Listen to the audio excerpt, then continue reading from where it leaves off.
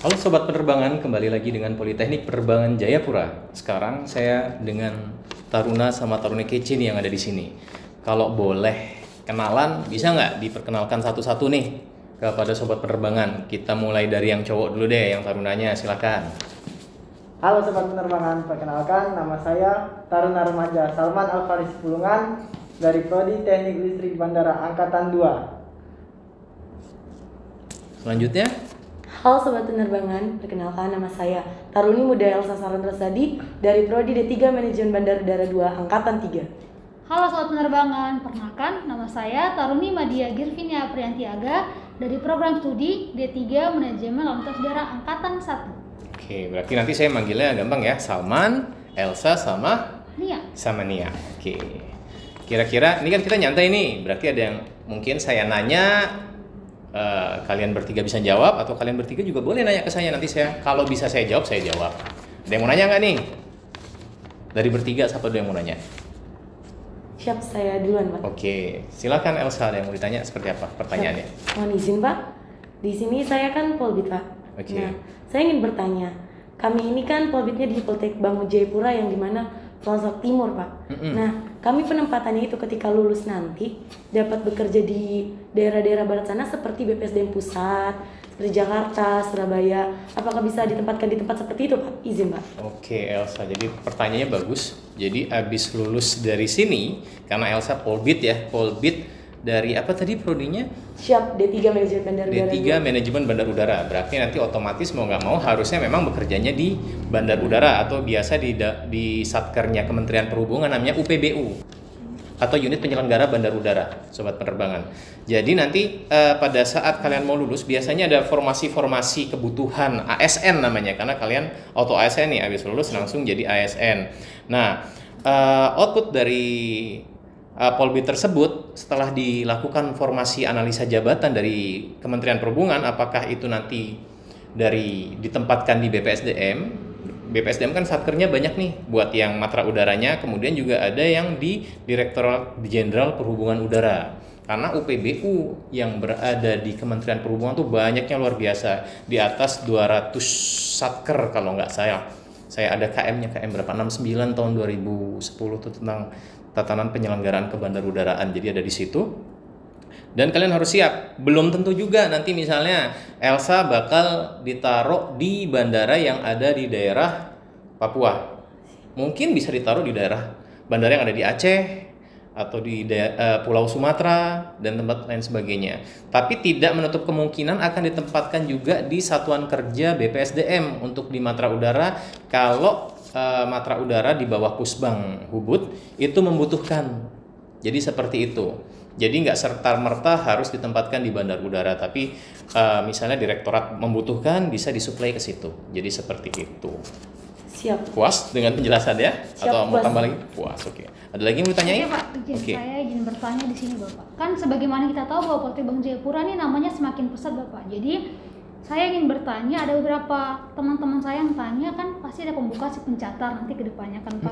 Nah mereka tuh ingin tahu prodi apa saja Pak yang dibuka di Poltek Bangun Jayapura Pak, izin. Ya, jadi untuk tahun 2022 ini sebenarnya 3 prodi itu kita buka semua. Apakah itu D3 MLLU, D3 MBU, dan D3 TLB.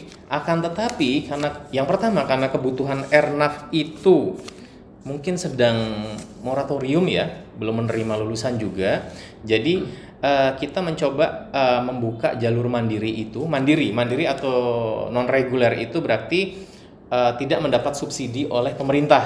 Itu di prodi MBU, Manajemen Bandar Udara, sama Teknik Listrik Bandar Udara. Tapi untuk di tahun ini kita kebetulan mungkin ada penambahan juga untuk Polbit. Polbit berarti kan lulusnya auto ASN ya. Auto ASN itu kita diberikan kepercayaan untuk membuka prodi Manajemen Bandar Udara sebanyak 4 sampai dengan 5 kelas. Jadi seperti itu, sekitar 96 sampai 120 orang lulusan nantinya. Jadi seperti itu. Gimana? Ada lagi? Ini Pak, izin Yuk. bertanya. Oke. Kan di Politeknik Penerbangan Jayapura ada jalur pola pembibitan dan reguler. Oke. Jadi bagaimana prospek kerjanya ke depannya ketika setelah lulus dari Politeknik Penerbangan Jayapura? Ya, jadi Yang pertama adalah yang lulusan Polbit sudah pasti tahu ya, tadi kan pada saat lulus berarti dia auto ASN, berarti ini. Nah, untuk yang versi regulernya berarti kan kemarin kita susun untuk kebutuhan industri. Nanti yang akan lulus itu adalah di tahun ini di bulan September itu teknik listrik bandar udara, manajemen lalu lintas udara sama manajemen bandar udara. Jadi TLB, MBU sama LLU. Untuk MLLU, MBU dan TLB ini yang untuk reguler itu nanti akan diserap oleh industri. Memang kemarin kita kerjasama di awal tahun 2021 pas pandemi nggak terlalu tinggi-tinggi banget itu dengan Angkasa Pura I. Tapi tetap membutuhkan tetap sesuai dengan kebutuhan Angkasa Pura I-nya. Jadi kemarin kita udah koordinasi dengan Center of Excellence-nya juga di tahun 2021 ada kerjasamanya juga. Kemudian untuk yang MLLU tidak harus dia bekerja di Ernal, tapi kemarin ada dari Direktorat Teknis DNP namanya, Direktorat Navigasi Penerbangan, itu jadi nanti lulusan MLLU itu sudah bisa disuplai untuk bekerja di RIG. Jadi kayak pekerjaan offshore seperti itu ada, mereka membutuhkan memang untuk license yang mereka pakai itu ACO ya kalau nggak salah ya Nia ya. Jadi mereka dapat ACO juga. Jadi kalau boleh tahu nanti Nia untuk MLRU dapat license apa aja coba pada saat lulus? Kalau untuk MLRU bisa dapat ATC, ACO sama Aeronautical Information. Aeronautical Information, ACO sama ATC-nya ya, Air Traffic Controller-nya. Jadi ada 3 license deh. Jadi ada 3 license. Jadi seperti itu Salman. Nah untuk TLB-nya itu nggak harus dia bekerja di bandara, tapi bisa bekerja karena kita kan harus kuat ya. Jadi bisa bekerja di PLN juga. Cuman memang kita optimalkan untuk di bandar udara. Jadi seperti itu juga nanti output dan outcome-nya kalau bisa memang terserap di dunia kerja dan kita sedang mengusahakan itu. Karena waktu itu juga kita bekerja sama dengan atas perhubungan di Jepang, bahkan yang MBU ini untuk lulus waktu itu sama ada salah satu perwakilan namanya Mbak Kwirina, teman saya juga staf di atas perhubungan yang bekerja di mana di Jepang. Makanya di sini ada yang namanya JAPEC kan? Japan English Community. Nah, dikasih pelajaran bahasa Jepang itu untuk prepare pada saat nanti lulus bisa diserap di internasional dan kita untuk mencoba itu dan jadi nanti Poltek Bank Jayapura bersama BPSDM akan berusaha untuk membantu gimana caranya agar lulusan ini bisa terserap. Jadi seperti itu. Sekarang saya nanya nih, nah, dari tadi nanya-nanya mulu, udah dicatetin sama tim kreatif saya. Nah, bisa dikasih contoh, sharing pengalaman dong dari Nia dulu nih tentang pengalaman daftar si pencatat. Kalau saya pribadi awalnya masuk sini tuh coba-coba Pak. Coba-coba. Jadi memang awalnya belum ada niatan tentang apa itu penerbangan, jadi belum tahu sama sekali tentang penerbangan itu sendiri. Kalau untuk pengalaman pribadi tes si pencatatnya, kita ada namanya seleksi SKD Pak. Itu ada TKD, TWK dan TIU, benar kan? TKD, TWK dan TIU. Setelah itu lulus dari tes SKD itu kita akan lanjut ke jenjang tes kesehatan. Setelah tes kesehatan ada namanya tes kesemaptaan. Nah setelah kesemaptaan tuh lebih ke fisik Pak. Setelah itu baru tes wawancara. Iya, tes wawancara. Nia, lebih susah mana tuh? TKD, SKD, kesemaptaan atau tes wawancara? Elsa? Siap izin menjawab Pak, kalau menurut saya lebih sulit di SKD Pak. Di SKD kenapa? Siap. Karena itu emang benar-benar harus mempersiapkan dari lama banget kan Pak. Mempelajari TIU, yang TIU aja isinya ada bahasa Indonesia, KN, SKD kan isinya seperti itu Pak, bahasa Inggris, bahasa Indonesia. Izin Pak. Kalau Salman, lebih sulit yang mana? Kalau menurut saya tetap SKD Pak. Tetap SKD? Siap. Karena kalau nggak lulus berarti udah game over ya? Langsung gagal ya? Karena di pertama kan Pak langsung. Karena di pertama, jadi pengetahuan umum. Pengetahuan umum ya. Jadi tips and triknya apa dong biar lulus tes SKD tuh? Dari Salman deh. Kalau menurut saya tips and triknya, jadi kalau SKD itu ada batasan nilainya. Jadi kalau menurut saya harus di atas batas nilai. Passing grade-nya ya? Agar lulus dan lanjut ke tahap selanjutnya. Elsa, perlu belajar nggak sih? Siap, perlu Pak. Izin Pak. Kalau tips dan trik dari saya itu lebih ke langsung mengerjakan soal Pak.